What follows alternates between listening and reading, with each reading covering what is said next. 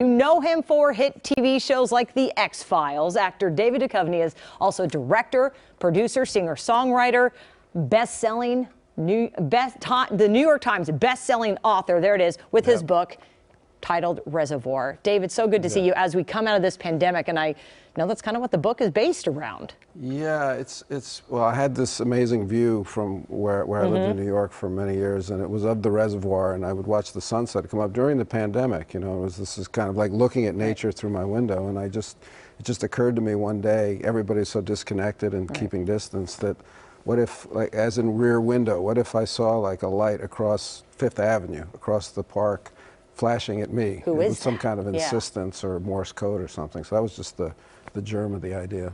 So it's this unexceptional man is the character, Ridley. And the book just kind of, it's fiction, but it's a thriller. Is it kind of a mystery? I guess both. I mean, I really didn't set out to write a thriller or a mystery. I didn't even know what I was writing. I just kind of started. But I think in the end it turns into, yes, a thriller, yes, a mystery, and also kind of our humanity's desire for the answer for any kind of conspiracy or any kind of all the things that are going on in today's world, to have like a villain or an answer, and that kind of became the fever dream of this book.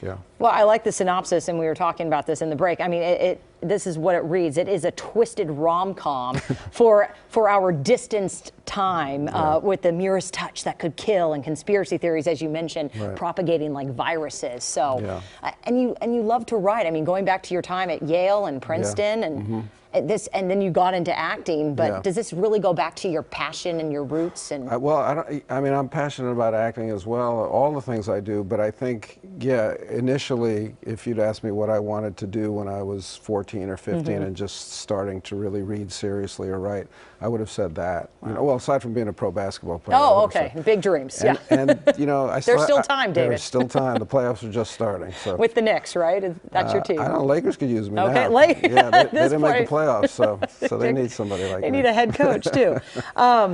You know, how you've written other books, the fact that you are a New York Times bestselling author and you've written other books, how is this one different, or are you changing your style?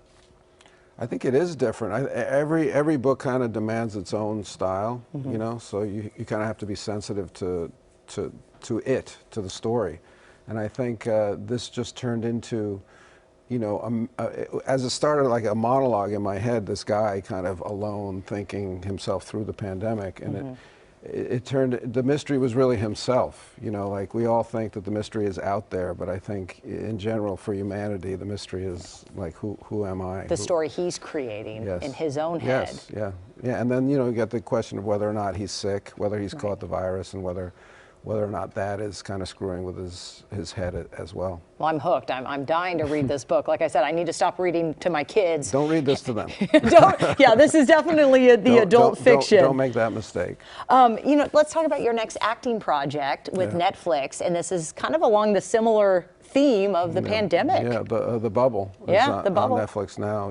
It's about, it's Judd Apatow wrote and directed, and it's a group of actors in some huge kind of action franchise that come together to make yet, you know, the 9th installment of their movie during the pandemic. So they have to enter into a bubble of safety. And then, of course, they grate on each other's nerves, and they want to escape the bubble. So it's like an escape from your own movie in a way. Wow, exciting stuff. David, thank you again for being here and chatting with us. And where can fans come out and see you and get the book? And at the LA Book Festival. I don't know, what's the date? Maybe you'll give them the date. We have the full screen right here, so I'll help you out. Saturday, April 23rd. My birthday, 10:30 a.m. My daughter's is April 24th. See, that's where we're connected. There we go. So it's a big weekend. Go out, get the Reservoir. Reservoir. I'm excited to read it. So David, thank you again. Thank you. It was a Come pleasure. back and chat anytime.